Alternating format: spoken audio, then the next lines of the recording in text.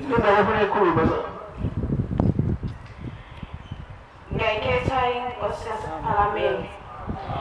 Igama nguThenjiwe, ngizalwa uMamaci owendele kwaTogu. Wangithola kwaDlamini ngemuva kokuthi eshonile ubaba wakwaTogu. Sigcina lo semva wakho masukhuluma sisi.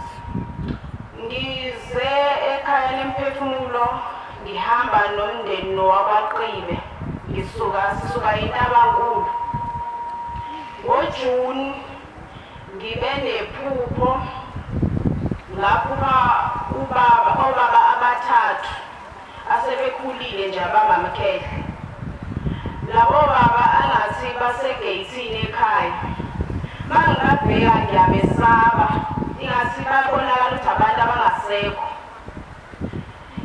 Ingathi ngithumela ubhuti wami ukuthi akaye ukukhuluma nabo labo baba.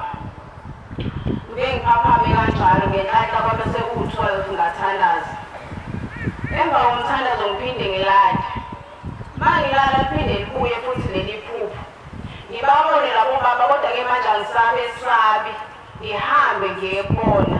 Ngifike ngibabingelele ngibuze ukuthi ngingabasiza ngani. Ukhulume omunye ubaba oyedwa nje owayethwele umhelane isigqoko esimhlophe. Athi ngihamba ngifuna kwaCeba. uCeba-ke ikhansela ngesiXhosa. Athi ngifuna kwaCeba apha endleleni xa ndihamba kwathiwa nguye umuntu ongandinceda kule ngxaki endibhekene nayo. Athi kodwa ola sengibona wena ungandinceda nawe. Ndibuze baba ukuthi ndinganceda ngantoni mna. Athi mntanam ndikhangela umzi wami.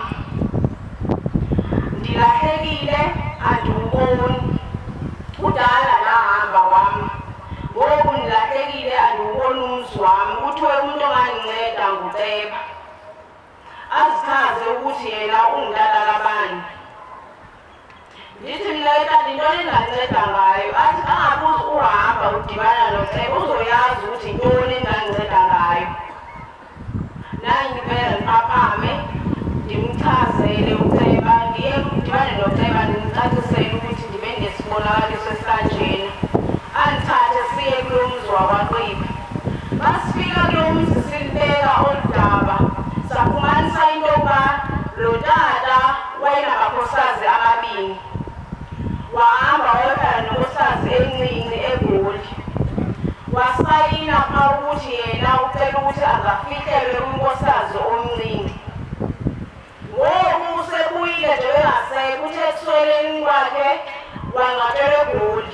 Njengoba seshonile-ke manje useyahamba ukufuna umuzi wakhe lo wayengafunanga ukungcwatshelwa kuwona.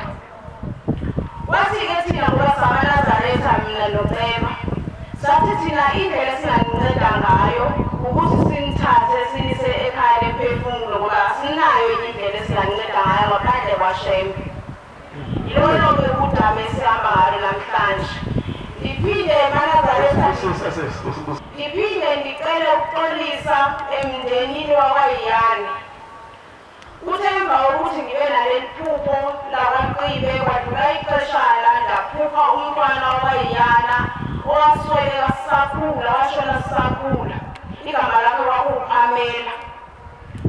Lo mntwana mangimphupha ungikhombisa ikowabo. Uthi uyabona ekhaya ukuthi kunjani. Nyani-ke umuzi wakwabo uphelile. Athi uyawubona umuzi wasekhaya njengoba unje ingoba ngathiwe etshulwa. Ngithi mina pho mina ngasiza ngani. Athi ngifuna ukuthi uhambe ekhaya ubatshele ukuthi njengoba nizohamba niye ekhaya lemphefumulo nami ngifuna ukuthi bangasali. Ngisalile eManazaretha ukuya kulowa muzi. Sithe masifika apha ekhaya lemphefumulo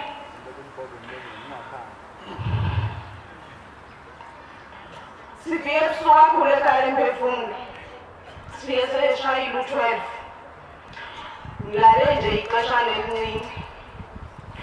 Ndambona lo mntwana elila. Ndambona lo mntwana elila ethi utheni ningayanga kowabo.